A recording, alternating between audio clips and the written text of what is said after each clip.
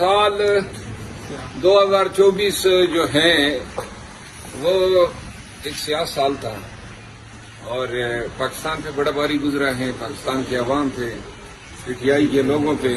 یہ سال جو ہے اپنے ساتھ بہت ساری ویرانیاں، تباہیاں لے آیا۔ پاکستان میں قانون کی حکمرانی جو ہے اس کی بےخکنی ہوئی، عدل و انصاف کے برج اور مینار گرائے گئے، عدلیہ کو تقسیم کیا گیا اور اب جو ہے عدلیہ کی آزادی یہ نام نہاد 26ویں آئینی ترمیم کے نتیجے میں 21 فروری بن چکی ہے۔ پاکستان کے عوام جو ہے رل گئے، قتل ہوئے، مارے گئے، اغوا ہوئے، مار پیٹ ہوئی، یہ سب کچھ 2024 میں ہوا۔ سلام۔ اور اسی سال جو ہے مینڈیٹ بھی چوری ہوا، اسی سال پورا سال خان نے 2024 کا سورج جو ہے نہیں دیکھا، سارا سال وہ مقید رہے ہیں۔ مروت صاحب یہ بتائیے گا کہ علیمہ خان صاحبہ نے کہا ہے کہ عمران خان کے اس سخت سردی میں کمبل اور رضائی بھی لے لی جاتی ہے، تو خان صاحب پھر اتنی سخت سردی میں کیسے سروائیو کرے؟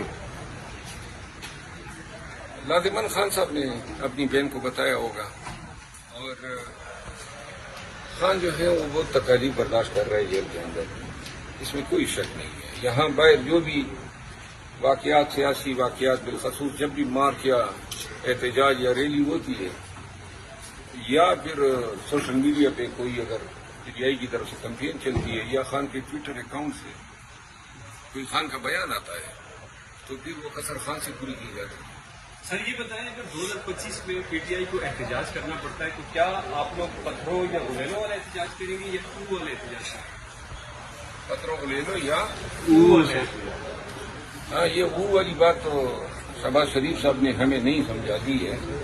یہ او والا احتجاج جو ہے نون کو سوٹ کرے گا، اور ہم تو اب گولیاں بھی کھا گئے، لہٰذا بات منہ پہ ٹھہرے گی نہیں ہماری، ہم کچھ آگے بڑھ کے دکھائیں گے۔ مروت صاحب یہ بتائے گا کہ کل جو ہے وہ پھر سے آپ کے مذاکرات ہوں گے حکومت کے ساتھ، تو کوئی شخص ہو سکتی ہے کہ امید ہے؟ ہماری ساری امیدیں ہیں، قوم کی امیدیں ہیں، اور جو بھی محب وطن پاکستانی ہے جو غیر یقینی صورتحال کا شکار ہیں، سیاسی عدم استحکام اور گرتی ہوئی معیشت نے جو ہے پاکستان کو بہت ہی زیادہ نقصانات سے بچا کیا ہے۔ ہماری کاروباری زندگی بری طرح متاثر ہے، ریئل اسٹیٹ ہوتا جو ہے پورے ملک میں کوئی کاروباری ایکٹیویٹی نہیں ہو رہے ہیں، کارخانے بند ہو رہے ہیں اور روپے جو ہیں زب و حالی کا شکار ہیں۔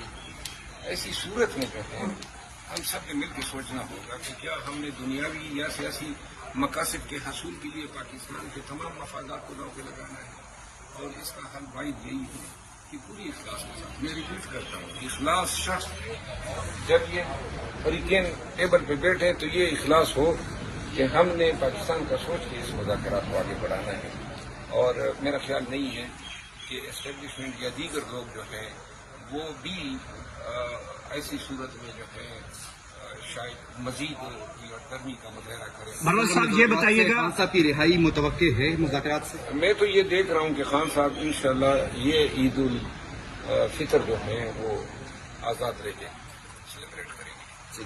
مروت صاحب آپ یہ بتائیے کہ شاد رفیق صاحب کا کہنا ہے کہ اس کمیٹی میں سنجیدہ لوگوں کا ہونا ضروری ہے، وہ سنجیدہ لوگ کون ہو سکتے ہیں، کون لوگ؟ نہیں، شاد رفیق صاحب کی تجدید بڑی مناسب ہے کہ یہ پہلے مرحلے پہ اگر سیاسی قیدیوں کی آزادی ہو جاتی ہے پھر دوسرا مرحلہ ہوگا، اور اس مرحلے میں پھر قیادت کو بیٹھنا چاہیے۔